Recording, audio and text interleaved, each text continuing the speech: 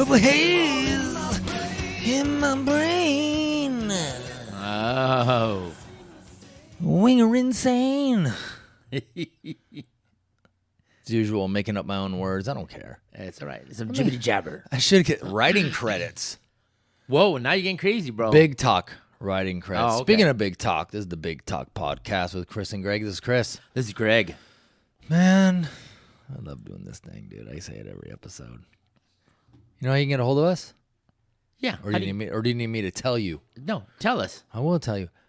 BigTalkCG.podcast on TikTok and Instagram. Whoa. BigTalkCG@gmail.com. There you go. Get it, baby. And at BigTalkCG on Twitter. All right. We need some emails because we need the intern. Oh, we're on Facebook too. Sorry. Oh, we are on Facebook. You know what? If we don't get no emails, we don't get no likes, we don't get no comments, podcast is over, dude. I can't do it anymore. I can't do it without. Why are you lying to everybody, dude? You know you're going to continue on. Shh, it's a secret. Oh, Damn it. Rewind. If we don't get any email,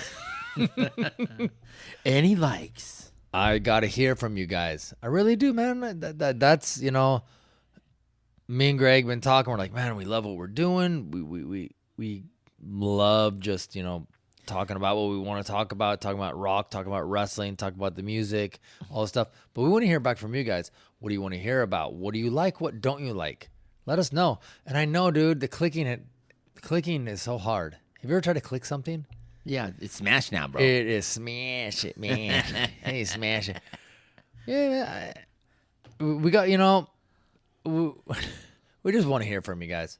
Yeah, we We do. really do. I'm about to give out my phone number. Is it easier to call? Is it easier to call if I just give out my phone number and get some texts or You can start what? screening everybody or what, man? No, dude, straight up. Maybe we should have a hotline like back in the 80s. Oh, dial 1-800-BIG-TALK. Big talk. You can hear this. You can hear all the beef between Chris and Greg. No, mine's longer. No, mine's longer. You're on your tippy toes. And you'll only hear us one at a time. No, you answer the phone. No, you answer the phone. You do it. Hello? No, I didn't order a pizza. Click. We just want to hear from you. Yeah, we do. All right, man. Everybody from New Caledonia Yeah. to South Africa, Canada. Finland, Ooh, yeah.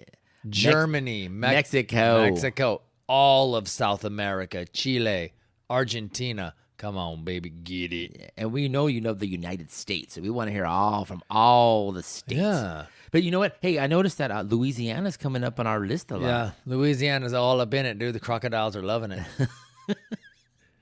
I love the sound of our deep voice. Deep voice. Oh, yeah. Hey. Hi, guys. Let's get into it. Let's do it. What are we talking about today? We're talking about Winger, the great Winger. Yeah, there you The go. Thank you. No, I'm not. You know what? I can't go almighty. Okay. Okay. The great Winger, one of the more underrated bands from the era that we love to talk and about. a very talented band at the time, man. You know, a lot of bands that, you know, that came in late like they did, kind of shoehorned into that, getting defeated by grunge, and so they get that bad rap of like they were terrible when actually, dude, you know, these guys went on after Winger, still being in Winger, to do a lot of other things that you guys may not know about that we're going to touch on. Also, we're going to mainly concentrate on their first two albums, but we're going to talk about some of the stuff, other bands they've gone to, Yes. other things they've done outside of Winger, and how Winger they always kind of come back to Winger. And man, these are the kind of guys that are just great musicians and love to play. Right. And that's what we love about a lot of these bands is they just want to play, and that's all they've ever wanted to do is just play. All right. And I'm glad we're giving them an audience worldwide, baby. Yeah, definitely worldwide audience. Big Talk, man. worldwide. I'm down, man.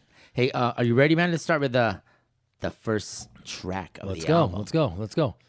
Volume's up. Volume's up. Turn it up.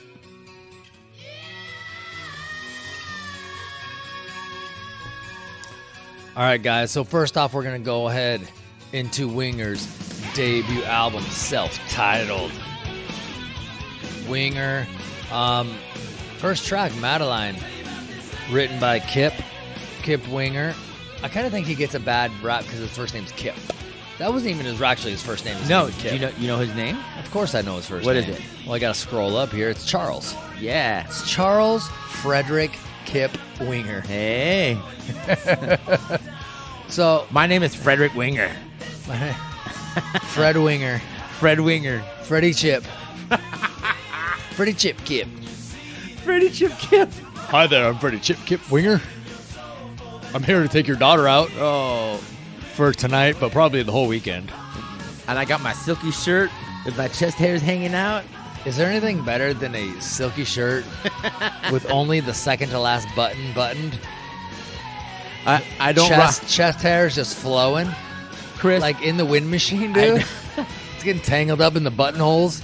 I don't rock that look, Chris, but you go ahead and do it. I will rock the silky, baby. All right. Now tell me about this the first opening track. Oh man, this is Madeline, dude. It's about Madeline. Yeah. This really kind of, this is one of those songs for me. It kind of encompasses all the things that this song was about. Really, right off the bat, it showcased Kip's voice, which was great. It showcases Red Beach's guitar playing. Oh, These guys awesome. are musicians. Yeah, exactly. Red Beach, one of the great, underrated guitar players from this era. Kip Winger, along with Reb, two of the best songwriters, and some of the stuff that Kip Winger went to do after the band kind of disbanded, came back together. Listen to this.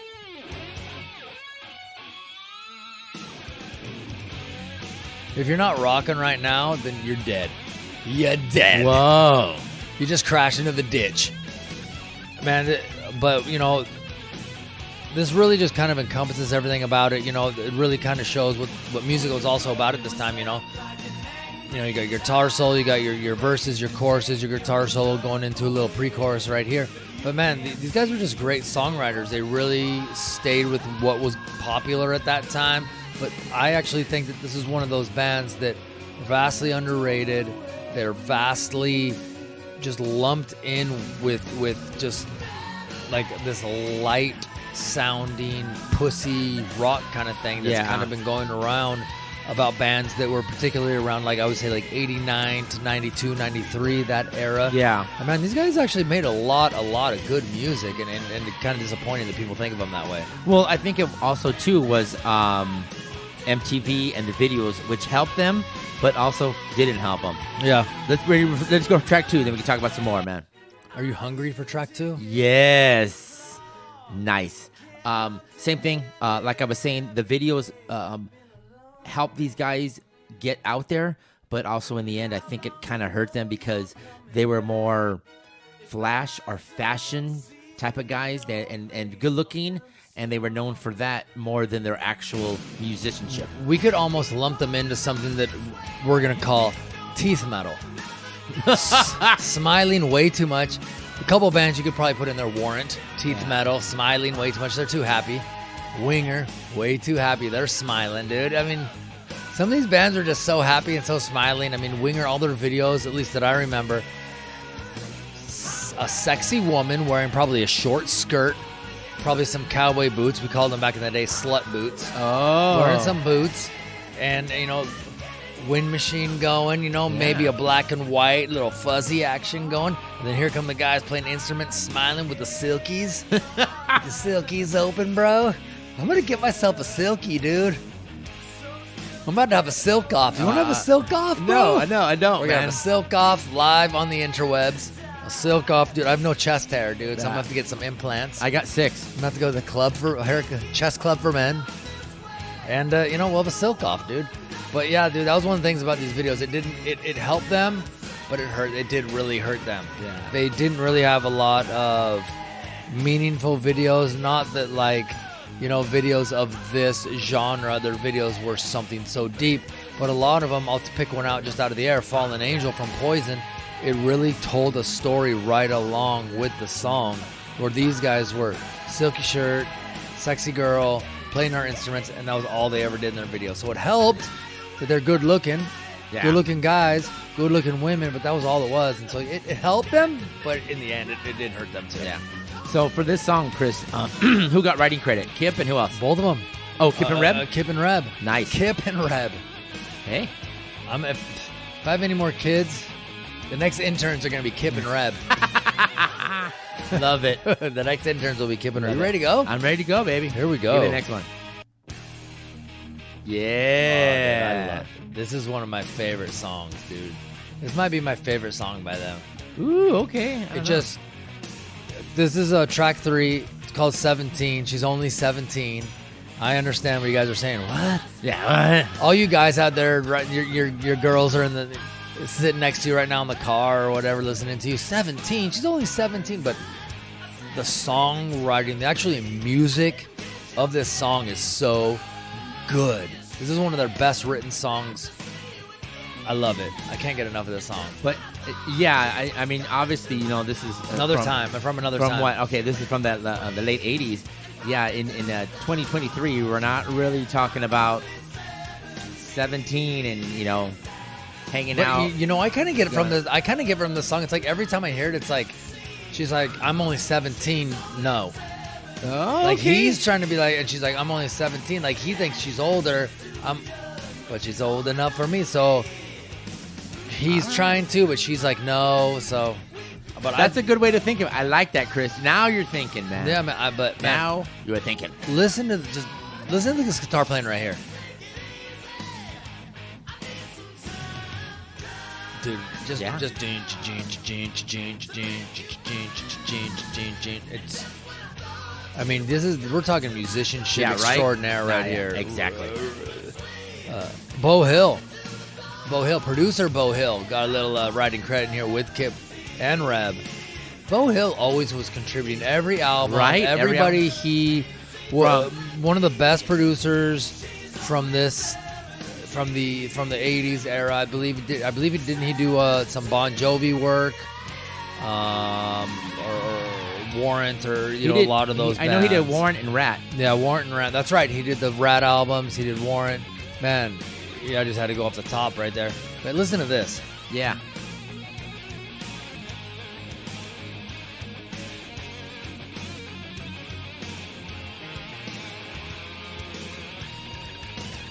Yeah. Dude. Killer. All right, you ready to go? Yes. Great song. Love it. Can't get enough of it. I could listen to it 17 times. Now we're talking. We're talking about the ballads. So those were some of the I believe that you can correct me if I'm wrong, but I believe did they have 4 singles from this album or just 3? And those were 3 of them we just heard. Yeah. The last track on this album, which is one of the most underrated ballads of the whole 80s, is the last song, and we'll get into that later. But man, this is, I love this song. I know. With the chorus is great. It's so melodic. Listen, the vocals are great. It's a 5-minute song. It's the longest song on the album, a second longest song. All right. Know what I was going to say on that was, so the album starts off with Madeline, Hungry, 17. Those are the 3 hits right off the bat. Yeah. Boom, boom, boom, boom. And we've talked about how we like, talk about I don't like my hits right off the bat. Yeah. I don't. How do you deal with this album then? You just did it? You just like, well, okay, fine. This is what they gave me? Yeah, I'm fine with it in this album. But man, because you know what? As much as you would think a band like this from this genre, this late in this genre, not knowing it was this late, but this late coming in, they're going to put it all up front. Now it's 7 tracks of filler. Dude, honestly, there might be one if you're really reaching a filler. All of these songs are really good. Yeah.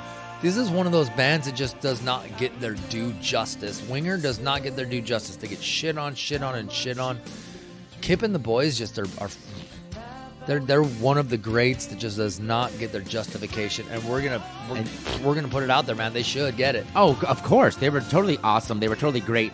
Everything you said, Chris, was on point about that, man. But like you said, the double-edged sword of putting their smiley faces on TV on the videos. Kind of double-edged sword where people didn't want to see that anymore. You know what I mean? So we get writing credits from Paul Taylor with Kip and Reb. Yeah. He was a keyboardist, that just, played with some bands, but he was really kind of a studio musician, would fill in parts, we need to re-record this or that kind of a thing. But man, sometimes you get those guys that do that studio, they hear all these bands that play over and over.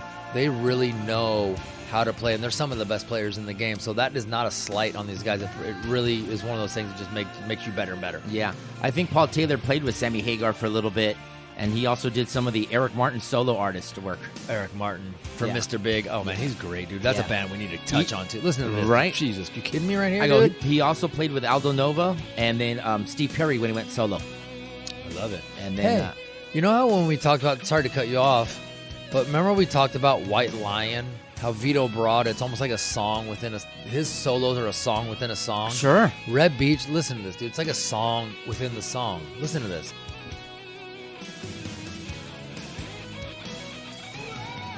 It's great, dude. It is. I'm not. I mean, you're not selling me on that, Chris. I know, but I want to tell you guys out there, in the potosphere, that that's something that. Even if you guys don't, I know a lot of people that hear this podcast or check us out, you guys don't necessarily listen to what we listen to, but you just can't take it at surface value. Winger, Beavis and Butthead. Yeah. They suck. They're weak. No, dude, this is a really good band, dude. A really good band. Multi-platinum selling band. Great, love them. Ready to go to the next song? Yes.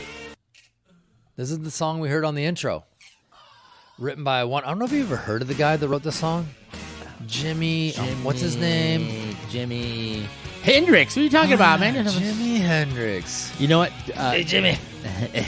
You know what we were talking about? Filler. To me, this is a filler, Chris. This does not, a cover song didn't need to be on this debut album. I'm gonna agree and disagree at the same time. I'm gonna do two things at once. I agree with you that it didn't need to be on here. They didn't need it. They didn't need to have Purple Haze. Because I'm going to tell you one thing. This is one of those songs that no matter how well you do it, it will never be as good as the original. Correct.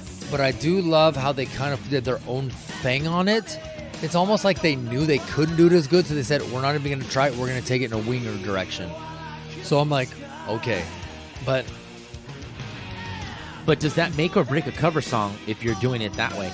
Did you feel you did it justice, or you winger-fied it, and this is what we're giving you? I guess it depends on how many beers I drank that day. If I'm sober, I'm pissed. If I'm drunk, then I'm like, hell yeah, dude. All right. I jump his bones. Oh, shit. But, it's not terrible. I mean, you got Red Beach on guitar, dude. I mean, Jimi Hendrix is great. Red Beach is great. A lot of these guitar players are great. You can't. Sometimes you just can't compare them because you're going to piss people off. But guitar players can be just as great as each other. But Jimi Hendrix was definitely in his time a revolutionary. Did so many things first. Did a whole lot of things. But man, yeah, they probably could have done something else or just gotten rid of it altogether and just did a 9-track album. I think so. Or could have added something different. I'm sure they had something else in their arsenal. Let's go. All right. Track 6. We're flipping the record. Yeah. Side 1. Or excuse me, side 2, track 1. But I like the keyboards on it. So Paul Taylor is doing a great job in bringing the element of a keyboardist to the band. And you can hear small things that's not a forefront like Red Beach's guitar or something like that. So, but I do like the element of it. And I thought this was a great song with it. I really like this song too. I kind of like the way the chorus goes, emergency. Yeah. Like I really, it's just not traditional. Like I don't know. It's just when you listen to it, you're like, oh, that sounds a little different. You don't know how to explain it. Like when you start doing the chorus, I just thought it was great. Could that have been the work of Beau Hill? Like, you know what I mean? Like learning his voice. I'm sure. Learning how to melody of a song. Beau Hill is, for our genre, he's like the wizard, dude. He is the wizard. Huh? You know that guy that sprinkles salt on steaks? He's sprinkling the salt on all these guys, dude. He's sprinkling the salt on the winger steak. Can you give me some credits on who this? Who wrote this one? Hey man, you said it, dude. Paul Taylor and Kip. They wrote this song, man. Oh, great. All right. And you know what? this is really right in our cut. You know, a lot of these songs, you really want to keep them under 4 minutes. To me, that's really when, you know, the you can pack everything in under 4 minutes. Besides that, you're gonna just make it kind of. He has a little 3.5 minute song, "State of Emergency." Sounds great.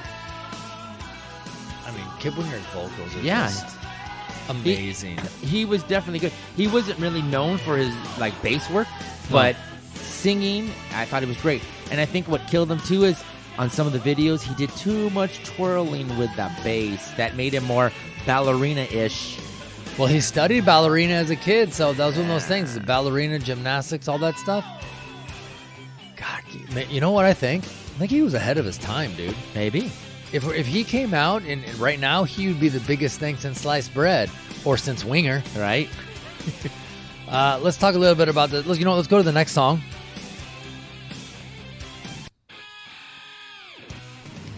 Time to surrender. There, classic Winger opening right there. Yeah, I can't even do it. Let's talk about this album. Released in August 10th, 1988. Nice little summertime album. Right. On Atlantic. Available on LP, cassette, and CD. Peak position at 21 on the U.S. charts. Okay. And it went platinum in U.S. Went one-time platinum. You know, I was actually kind of surprised. I thought it would have been at least 2 times. I thought with those 3 lead-off singles, right, it just would have been like 1, 2, 3, and then Headed for Heartbreak, really lassoing everybody into past that 2 million. And since then, you know, with all the other things that he's done since Winger, and as much as, you know, we got to bring it up, as Beavis and Butt-Head hurt them, people had to have checked them out. Yeah. I'm surprised it's not the 2 million mark. But all the information I have and everywhere I looked, it's only at 1 million. But it's got to be getting close to 2, dude. Maybe. It's got to be getting close. I would love for Winger to hit 2 million. You guys go out there, get those downloads. Get that Winger right after you download us. Right? There you go. Hey, do you know where this album was made? Studios? Let's see. Do you know, or are you asking me? Yeah, well, I know, and I know they were in New York when they wrote this. And I think the studio was, you know, I don't think it was one of those big Atlantic Studios Yeah. in New York City in 98. Yep. Yeah. Nice. Bo Hill producer. Their singles were Madeline, released in August 88 with the album. Dude, they took, let's see, August, September, October, November, December, January, February. It took them 5 months to release their second. This might have been one of those albums that didn't hit it out of the park right off the bat. Madeline isn't their strongest song on this album. No. I'm surprised they opened with that. Then 17. See, here's how you know. 6 months, right? They released 17 in February of 89. Then in May, 2 months later, basically 3 months later, they released Headed for a Heartbreak. So you know that 17 was fire. Okay. Oh, we got to follow it up right now, dude. Follow it up. Catch the fire. Then in September, you know, Hungry came out. So, you know, Hungry was thrown in there for kind of like, hey, let's go to the next. Yeah, you know, let's go to the next album cycle. But man, let's keep these guys on tour. That's what it was. Let's go. This song's great, by the way, dude. Time to Surrender. Love it. Let's go. Listen to Kit, dude. Sorry, Reb. We're gonna go to the next song, but Guitar Solo is killer. It's still ripping. Poison Angel. Yeah. This almost sounds like a band, huh? Hey, what band are you in? Poison Angel. Yeah, dude. You take You take the band Poison. You take the band Angel. Poison Angel. Angel Poison. I don't know if you can do it that way too. Same thing. Mid-tempo, good, fast, fun. You know. Yeah, you know, this is I don't really this is almost filler-ish, but not so much, because when I started listening to it, I was like, wow, dude, this song's actually really good. You know, first off, right off the bat, when you listen, I mean, Madeline, Hungry, 17, Headed for Heartbreak, those are songs everybody knows. Then you start hearing all these other songs, you're like, you start going, okay, it's all right. But this song's actually, I really enjoyed this one. I do have this cassette. I have it over here in the back room. But man, a lot of these I haven't listened to in a long time. Poison Angel, dude, I loved it.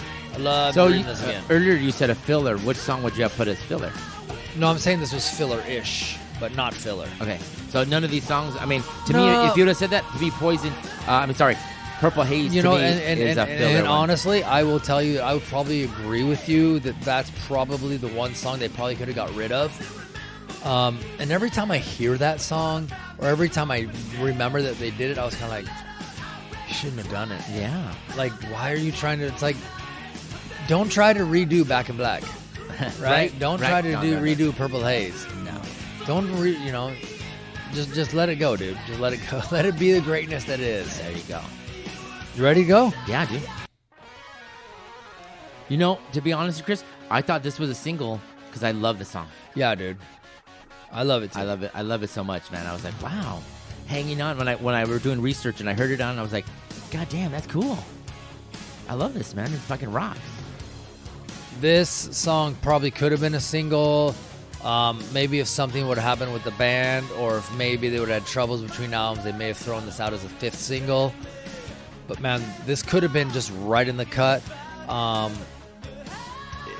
To me, if Madeline wasn't the lead off, this could have been the lead off. I think Madeline, Hungry, and this one are kind of all on the same level, where I think Headed for Heartbreak and 17 are above. Okay. Those are, by my estimation, clear and away the 2 best songs on the album. The 2 best. But this is right there on the second level with Hanging On, Madeline, Hungry. Then you got all the other songs kind of together. I really like this song because I really like the groove to it, man. I thought it was sing-along, easygoing, real, like what we say, lift your fist in the air type of thing. And then I can see them, screaming on stage. And then people going, hanging on. I mean, look at me, dude. I'm bobbing in my chair right now, dude. I love it. Hanging on. So we got Kip, Reb, and Bo. Kip Rebo. Kip Rebo. Kip Rebo was the writer. I really like the song. I totally dig it. And if I could have had, I initially thought it was a single too until I started doing my homework, and I noticed, oh shit, this wasn't even a single, But I did dig it, and I love it. And I thought this is one of a great song for this, man. Let's go to the next one. All right, here we go, baby. This is actually the last track. Headed for a Heartbreak, track 10, song 5 on side 2. This is one of my favorite songs they've ever done. I know I said that about 17, but this is a song that, for me, as great as the song is, it's all about the guitar playing. Right. This song is all about a showcase of Red Beach because it's called Headed for a Heartbreak. A relationship's coming to an end. Things aren't working. But the way he plays the guitar solo he's playing emotions. His guitar playing sounds like emotions. Wow, I never thought of it that way, dude. Sounds sad, like it's over, and it's a waning sound, and a waning, and a wanting, and a reaching, and needing a fulfillment. And whenever I hear this song, you hear these keyboards, you hear Headed for a Heartbreak, and then you hear the guitar solo at the end of the song that plays the last couple minutes, and it's just like, oh my God, dude, this is one of the best guitar solos from the 80s. Top 10, no doubt. Wow. Love it. Wow. I was just saying it was a great ballad on it, and I can feel the emotion from him singing. And Kip wrote this. This is all a Kip song. Yeah. I mean, him doesn't have, but his vocals are good. Like I said, however they put this song together was really good, and Bo Hill was on the money of, dialing and twisting and making it feel real good, because I dig it, and to me, it's a totally great ballad. I get your point on guitar because I am with you on the guitar work, and, I just totally love it. I think it just has a great sound to it, man. Yeah, dude. And a great song. I love it. I love every time this is on, and I always in the car cranking it. I'm always singing, either playing keyboards or I'm fucking rocking and rolling, playing some drums, man. Let's talk about some additional artists on this album. Oh, all right, cool. Do you recognize the name? I don't know. I'm trying to be so significant about it. Dweezil Zappa. Right. He played some guitar on Purple. Listen to this. This is like the little middle guitar solo. Listen to this for a second.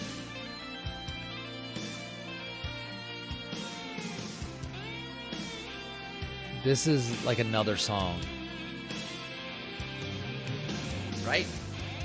On Purple Haze, all it says here is left side guitar solo. So, when you're in your ears, you're hearing it on both sides. You got your headphones on, you guys.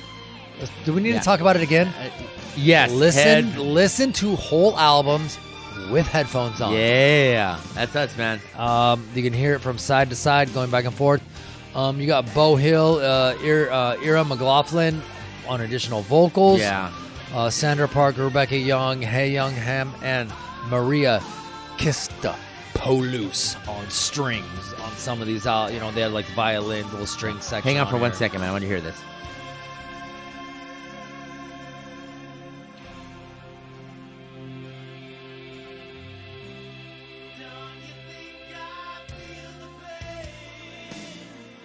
Love that line, dude. And that just sets up this. Yeah, now you got Now the the rest of that, guitar the solo is guitar. like, don't you think I feel pain? This is his pain. The Yeah. guitar solo is really vocalizing his pain. Dude, His emotional struggle, dude. We just deconstructed this song, dude. Do. Solo, vocals, writing credits. That was fucking bitchin', dude. I like that. Listen to this, dude. He's making his guitar sing Yeah. and sing with emotion and tell a story into That's its it, own. baby. That's it, man. I love it, dude. And if you watch this video, I think if I remember correctly, I didn't go back and watch any of this. This video takes place in a studio, right? In a recording studio. And so it just shows him playing the guitar. It's just like, you get to watch him play and you're like, what the fuck is... how is this sound coming out of this guy's fingers, dude? It's great. Yeah, It's great. But Red man, Beach, definitely underrated guitarist. So that was the debut album by Winger. Man, you guys go back, listen to it. A great album. Don't let anything you've ever heard or ever thought about this band dissuade you from listening to it. Give it a chance. Live it. Love it. Make it part of your life. I can't say anything else, No, man, it's excellent. It's a fucking killer debut album from this band. I'm ready for the next one, man. Let's Bring go. me on. I'm all fired up, Chris. Let's go, dude. Let's go to their second album, released in 1990. Oh. Yeah.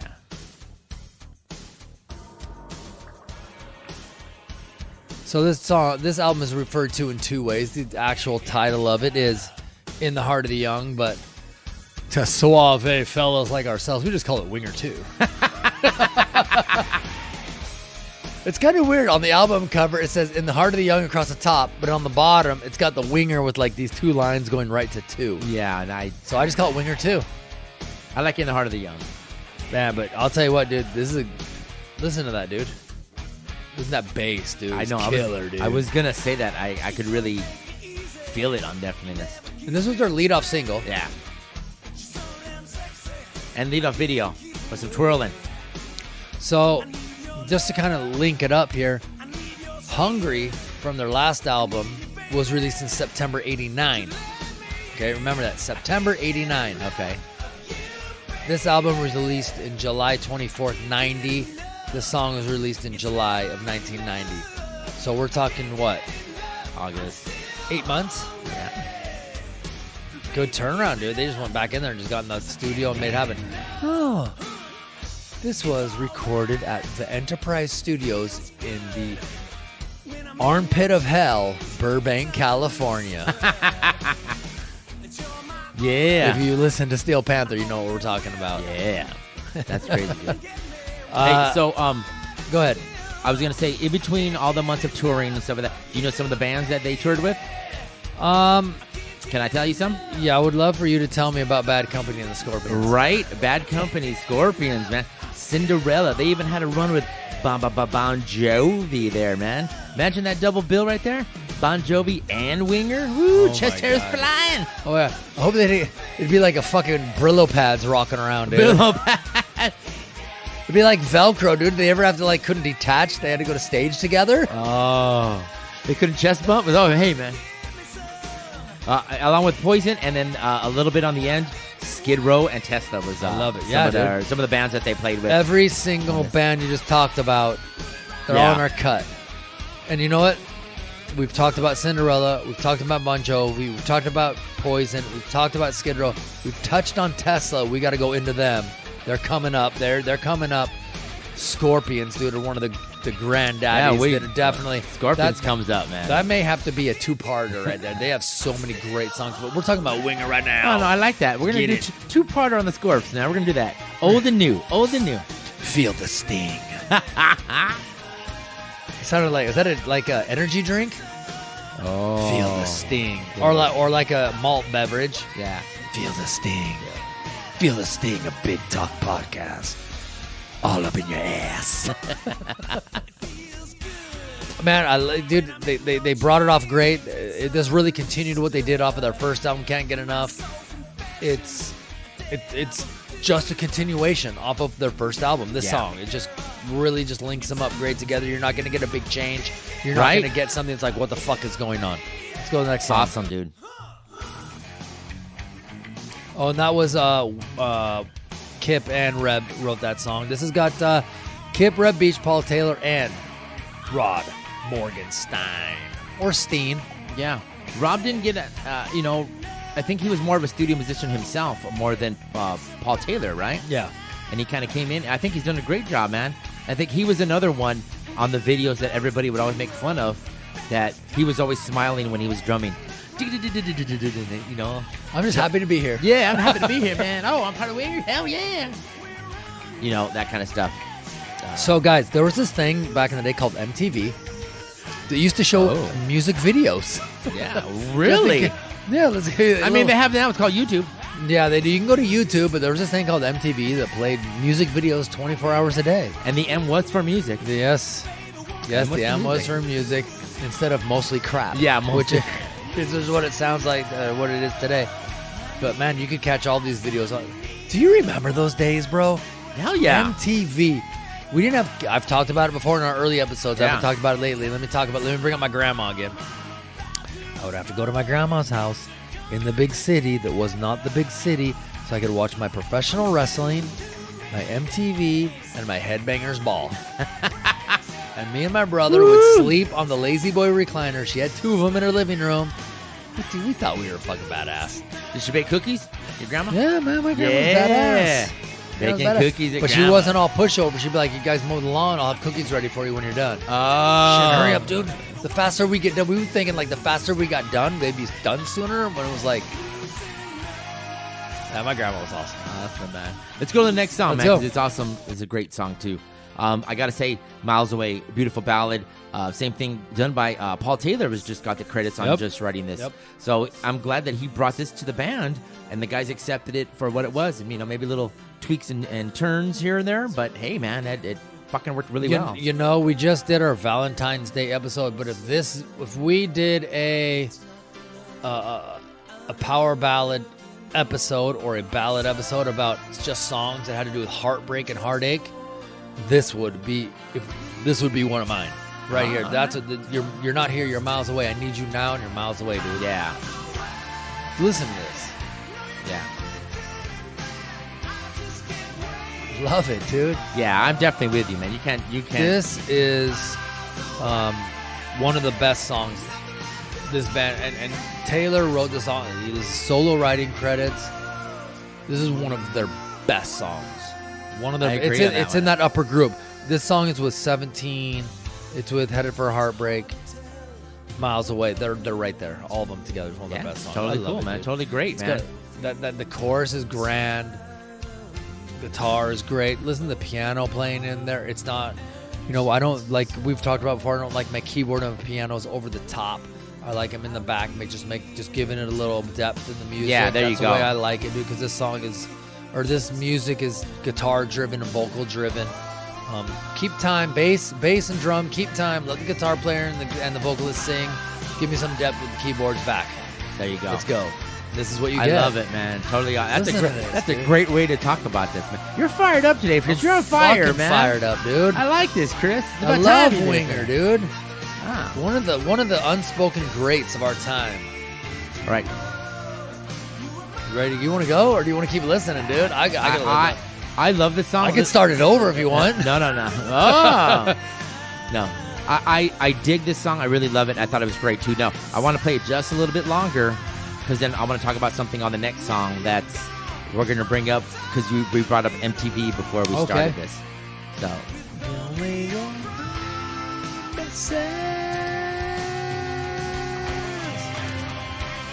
Yeah, let me hear it solo, then we'll move it. Dude, this is...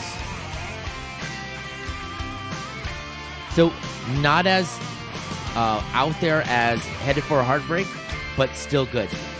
Like, you're right, Headed for Heartbreak, and it told me a story without lyrics. This, it's moving and grooving with the song. Yep. I like Love it. dude. And this was their third release on this album, October. Dude, they knocked them out, dude. They released 2 songs in July. Yeah. We ain't messing around. 4th of July, July 31st. Well, Can't Get Enough was the first single. It's track 1, July 1990. The next song we're going to go to, Easy Come, Easy Go, was also released in July 1990. This song, October 1990. They must have knew something was coming. Yeah. Put it out, put it out, put it out, put it out. Put that video out, too. Dude, this song just...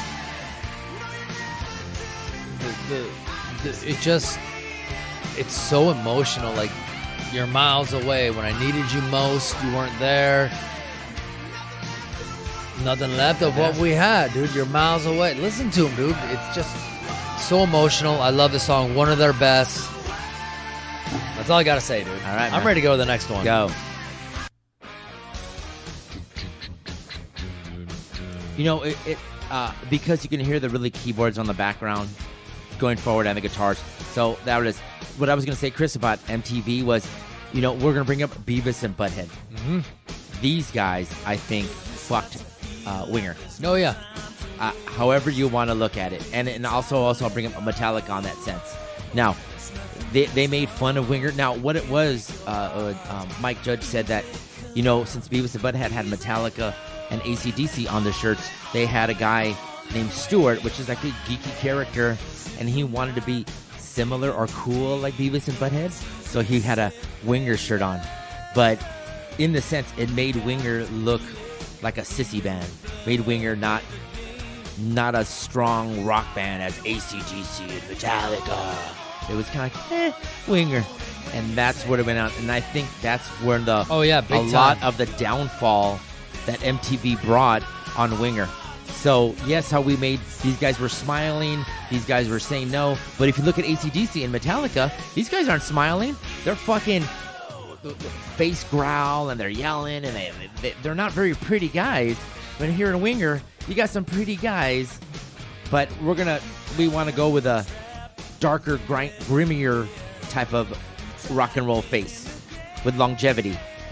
And I think that's where MTV and Beavis and Butthead fucked Winger. And I want to interject 2 things. One, I'm going to say something straight to what you said, how they were out there doing their thing. I guarantee you, if you put these guys up musician to musician, everybody in Winger's at least as good as anybody in those bands. And some of them are fucking better in Winger. And I'll say the guitar playing of Red Beach, I don't want to say it, but I'm going to say it. He's better than at least one of those guitar players. I don't want to piss anybody off, but one of them's vastly overrated. Yeah. Secondly, don't start any malarkey, man. Secondly, listen to this. I know, dude. Listen Secondly, it came out that Mike Judge, who was obviously the creator of Beavis and Butthead, had heard that actually at one point before the whole Winger thing came out on their show, that Kip said, "Oh, he better not make fun of my band. He better not poke fun."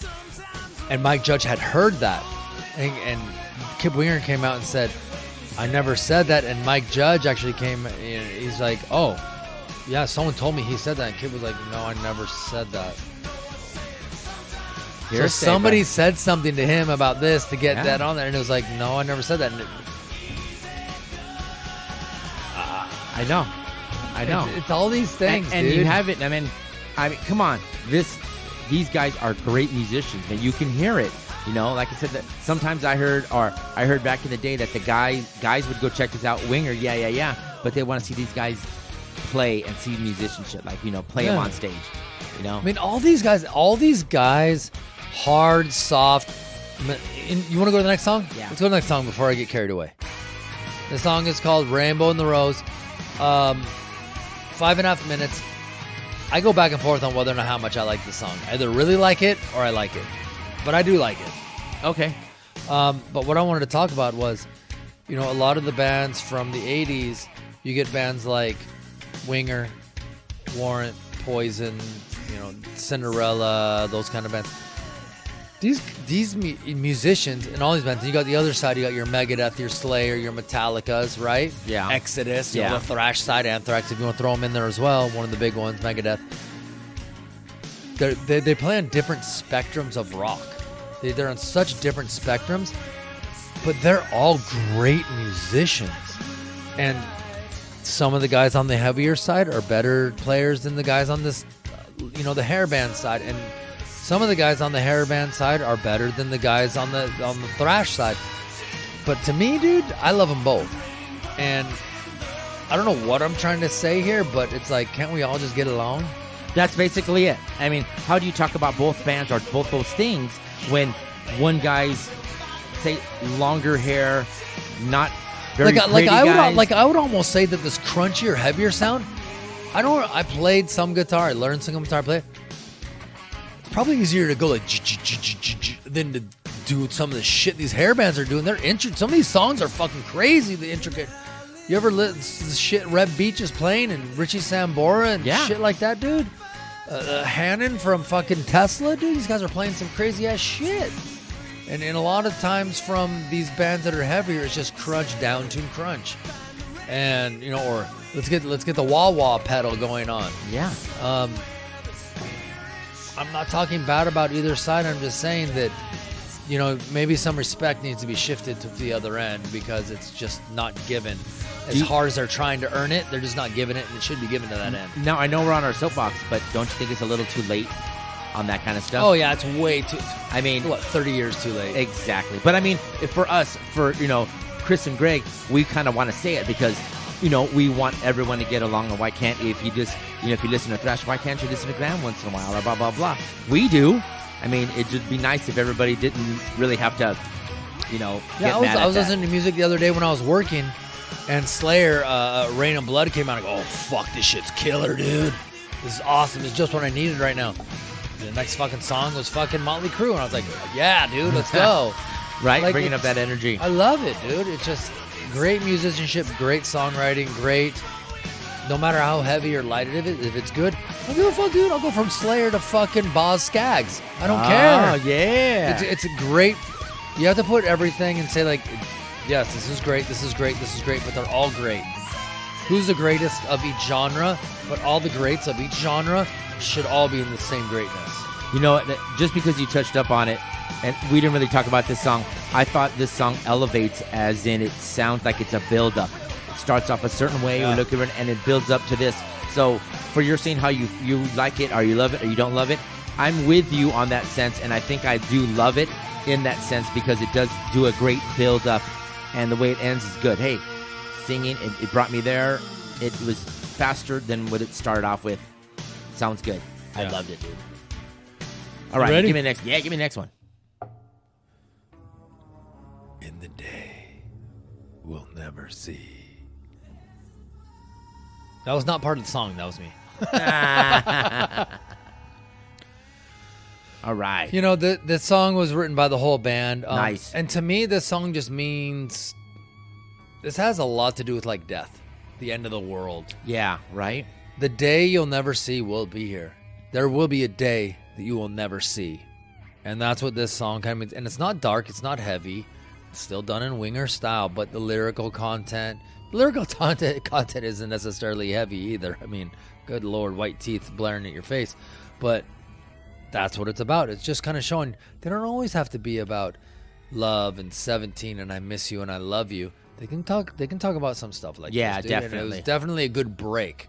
It was definitely an apropos break that needed to be done at this time because for some people it was like, can you sing about something? Oh, they are going to sing about something else. So they're not all about the same thing.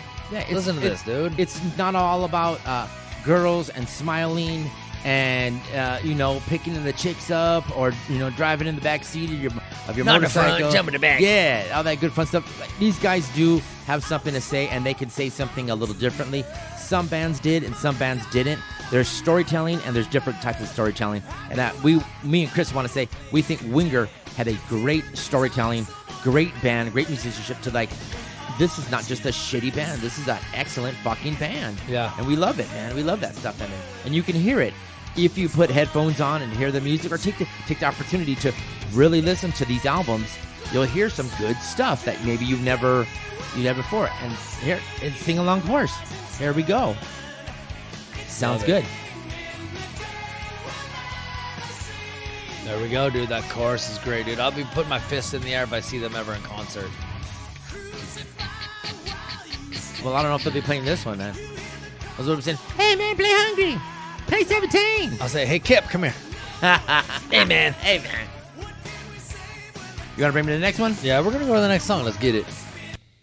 Another one, dude. Another good ballad from these fuckers, man. Yeah. Damn, they're so good. This is a good song right here.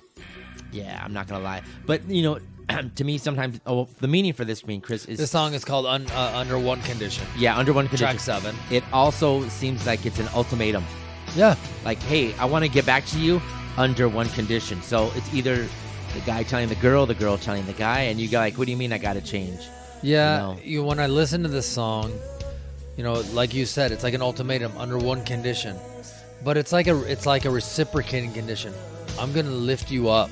Under one condition, I'm going to lift you up if you just never let me down. And that's what they say in the lyrics. I'm going to lift you up, but don't let me down. Under one condition, I'm going to do everything I can for you, but you have to do everything you can for me. It's really what a relationship is about. You're there to support each other. It's not like you said, it is an ultimatum. Like, that's what a relationship is. We got to do it for each other. Right here, he says it.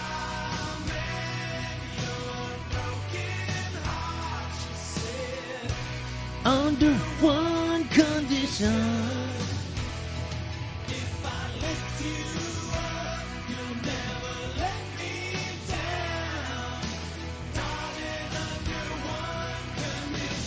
That's great, dude. Right? That's storytelling. That is storytelling. a basis of a relationship. If your relationship is not based on that, I'm gonna do everything I can for you, but you gotta do everything you can for me. Right? It's a two-way street, baby. And if you're all take, you're gonna be left high and dry, baby. In the stratosphere. Low in the whale belly. Let's go to the next song, dude. Wait, hold on. Well, you want to listen to more stuff? I mean, listen, I love Kip Winger's ballads, man. Hey, man, maybe you and him should jump in the back. Oh, I want to touch his chest hair. Bro, imagine getting your hair tangled. No way, Your dude. hand tangled in that shit. Is it going to be like the pretty old version? I'll be ripping them off. I will ask the question everybody's begging to ask. What do his pubes look like? No one thought that, dude. Yeah, everybody did. No one. His chest hair is all pompadour. You got a pompadour chest hair? His pubes must be looking like fucking... like a freaking side mullet, dude. He's got some fucking sack burns. Oh. Now you're getting crazy, Chris. Yeah. Little dirty blonde. Kip and Rob Taylor writing this one. Quick little ditty. Little dirty blonde. Right. What do you think this has to do with? Strip club. Exactly. Or they're on the stage left. Hey, see that dirty little blonde? And then maybe she came backstage, and next thing you know, we're writing a song about her. Dance for us, baby. We'll write a song about you. Yeah. I can smile and bob my head. Anything but love, he just says. Show me those teeth. Love it, love it, love it, love it. Totally good. But yeah, that's what this song's about. You know, this album, I get the song, what it is about, just a little ditty. This one, it's okay. For me, it's okay. Yeah. It's about, you know, exactly what you said it's about, but it's okay. I'm ready to go to the next one, actually. I'm ready, baby. Give it to me. Oh, yeah.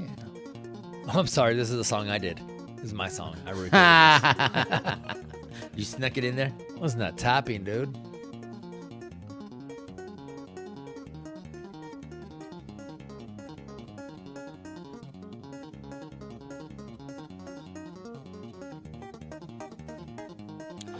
I'm not saying Kerry King couldn't do this, but I've never heard him do it. Not on record.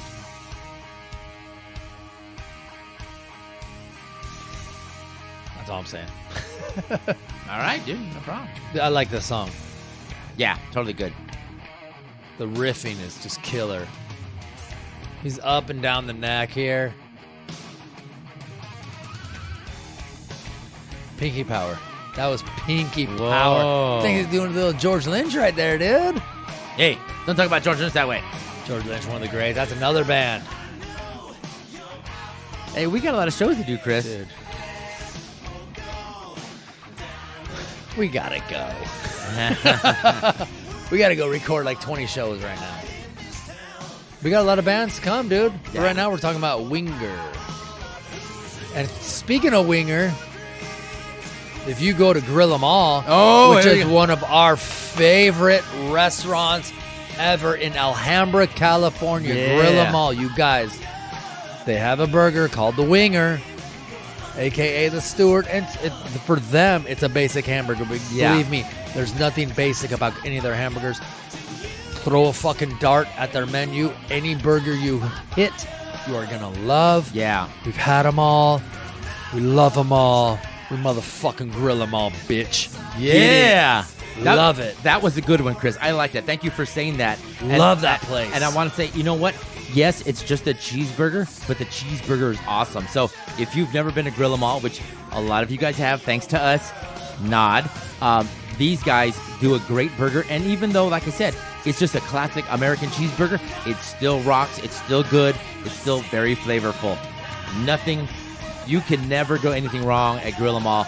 You walk out stuffed with smashing some burgers, drinking some beers, and enjoying the wrestling on the screen and having the dark metal blast over the fucking airways on that place, man. That's fucking us, man. Yeah. And if you can, every once in a while, look around the building because you'll catch the Big Talk Podcast stickers once in a while. And there's 4 hidden ones if you can find them all. Yeah, take a picture, send it to us. You might get a prize. Surprise. Yeah. Let's go to the next song. This is called, Baptized by Fire, track 9, Winger Red Beach. I hate that rap he did during the song. This song, I think they could have gotten rid of that rap. I don't know, man. It sounds like Eminem. Change it. Let's go.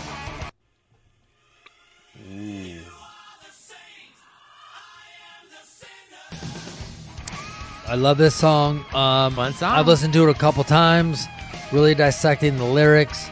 It's one of those songs where, to me, it's about a song of 2 people that were together that have broken up, where that person's saying they didn't do anything wrong, and it's sarcastic. Oh, you're the saint, I guess I'm the sinner. Yeah, when it's actually probably the other way. You're the sinner, I'm the saint. Yeah. You're leaving me, what? No, that's what this song is about.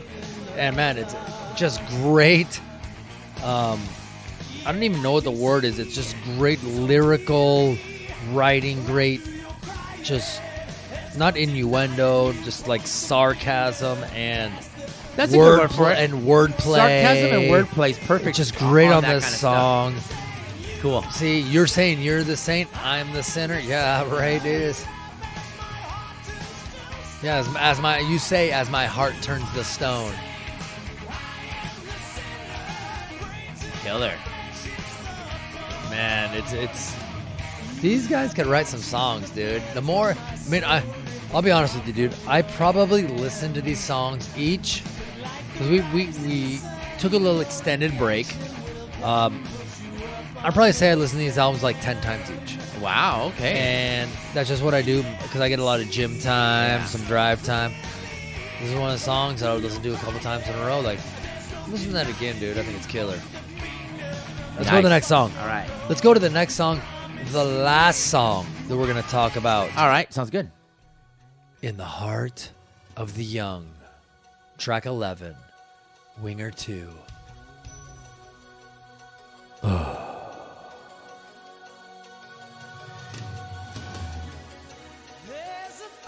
And Beau Hill was still the producer on this album. Right, dude.